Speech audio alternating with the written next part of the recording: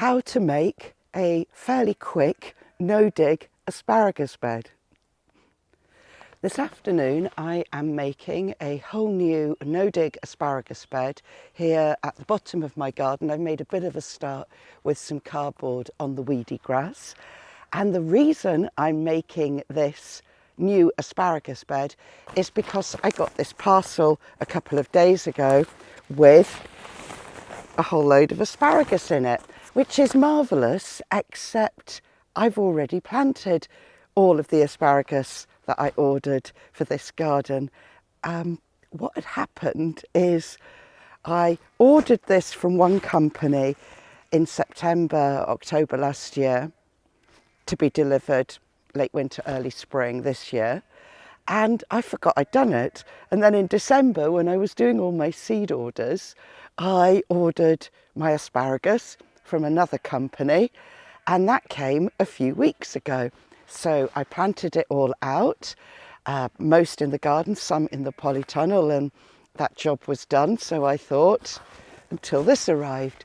So I'm going to make another bed. We're going to have plenty of asparagus here, all being well, in about 3 years.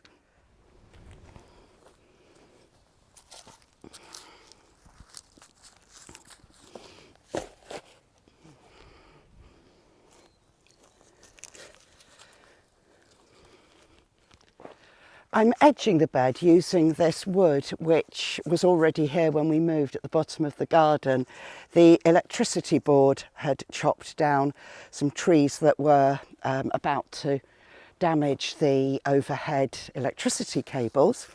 And so we have a big pile of wood down here, which is very handy. This is a temporary thing. I'm using them because I'm going to make this bed a bit deeper than usual because of the asparagus. It needs a greater depth than, say, making a bed for lettuce. And it also will help hold the cardboard in place as everything settles. Eventually, I hope to move these when the bed's really settled down, but for now it's a good option to have some sides.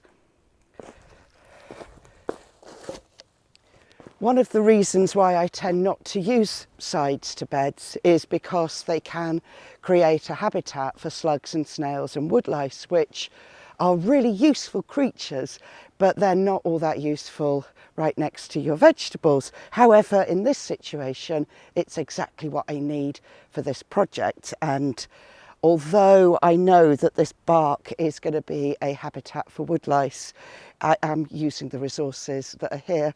This edging is free to me, so I'm going to use it. I finished the cardboard layer of this bed. So this cardboard is on top of the weedy grass, and I've made sure it's overlapped as much as possible, which helps prevent the grass from sneaking through. And there's wood all around the edge to keep everything in place. And now I'm going to water the cardboard before putting the first layer of compost on.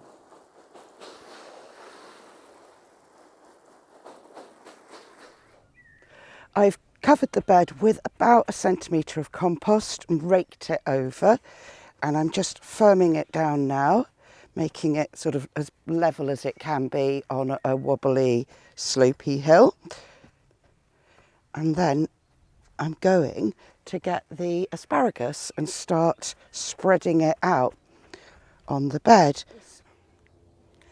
Next, I'm taking the asparagus and I'm going to place it on the bed, looking like a kind of happy star.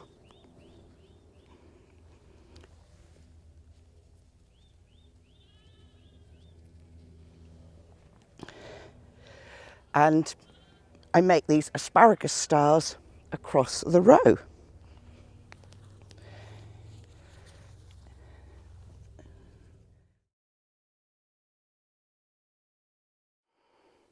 The reason I'm doing one row at a time is so that I can work my way backwards without treading on any newly planted asparagus, because it probably doesn't really want to be trampled on. It's going to be quite a lot of compost shifting. I'm now raking out the compost over the asparagus very carefully so that it doesn't get damaged, and breaking up any lumps.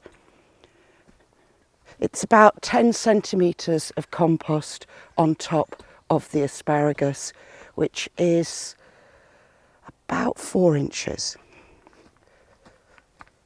I'm not going to water this today because the forecast tonight is really, really cold again.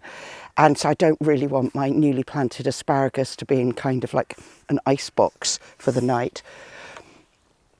This twig here is here because that is where the asparagus ends, and I've got a bit more of the bed which I'm going to use to plant squash in later on in the spring.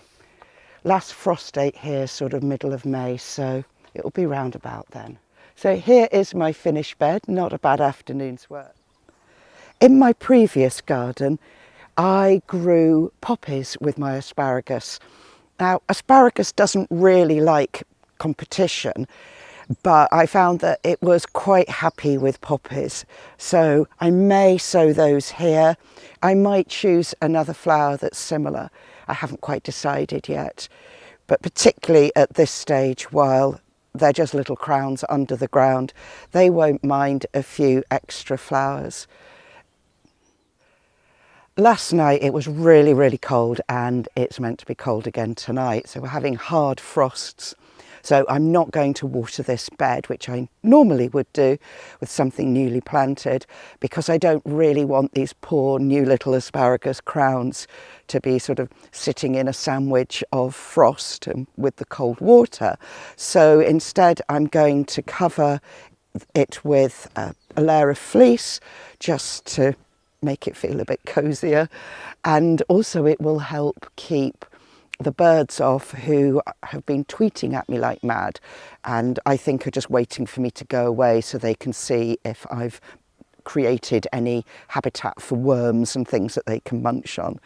So I know that it's going to be raining by Wednesday here, so it will all get watered in, but for now I think fleece, and I'll just leave it to it. The compost is damp, so it'll be fine.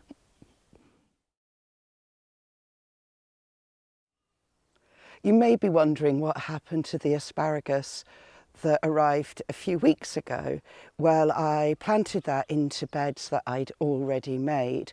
So that was a bit diggy, because it would have been crazy basically to make another bed on top of a bed that I'd already made. You know, possible, perfectly viable, but use of compost, and I don't have limitless resources here. So this made sense because it created a bed straight away on weedy grass, whereas here I made a sort of dug down about 15 centimetres or so into the ground, did the layout with the asparagus, and then just tucked it all up again. So that's what I did in the top of the main middle orchard bed, and I also put some in the polytunnel. So I did the same thing, sort of went down about 15 centimetres, spread them out, tucked them up again. And the reason I put them in the polytunnel is I've been told by people who've lived here for some years that here in Wales on hillsides it's a bit tricky for asparagus, and that it really likes polytunnels. Now I don't want loads of asparagus in my polytunnel because I'm a bit obsessed with aubergines and summer vegetables, and I want those growing in there because they're definitely not going to be happy outside. So what I'll be doing in the autumn here is making it a kind of little mini polytunnel so it can overwinter in its own little cosy nest, using cloche hoops and some old polythene from when the polytunnel went up. And I'll see how that does, because it's kind of a polytunnel, isn't it? I'll just have to wait and see what happens. Part of the joy of gardening, isn't it? Experimenting. For sure, this is not the way that most of the books will say, this is how to grow asparagus. But I have done it before. I've done it in my previous garden, and also we did something along these lines at Homemakers when that was being set up 9-10 years ago now. I've lost track, and it does work. So it's not something that is sort of, I'm not making it up. Obviously, if you wanted to plant asparagus because you've double ordered and you haven't got compost ready, you'd just dig it, wouldn't you? Because, you know, that's life. You just do the best you can in the circumstances that you're in. I'm not sure if you could hear some of the bleating whilst I've been recording this, but as you may know, I'm surrounded by sheep fields, and every day we've got a new lamb at the moment. It's very exciting. I just missed a birth the other day, but I got to see this little lamb just after the mother had finished cleaning it. So unsteady on its feet, yet by the next day off boinging about. And every now and then, one of the lambs loses its mother, or one of the mothers who's gone off eating grass suddenly realises she doesn't know where her lamb is. So there's this mad crisis of bleating that goes on in the field next door. Some of the older lambs have started to make friends, and they're forming a lamb gang as well. So it's very distracting, these little lambs bombing up and down the field. Such a lovely sight.